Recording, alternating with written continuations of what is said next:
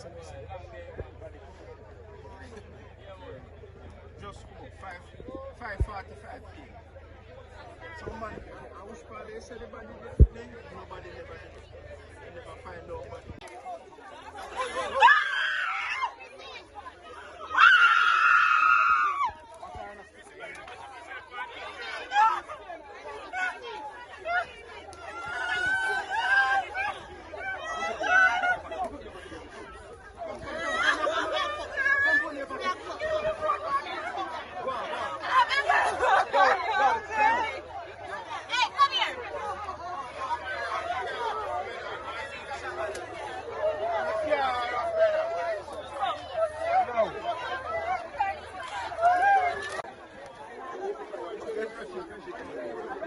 The crowd has now descended in front the boy said from man, it's a rebel. the police tape.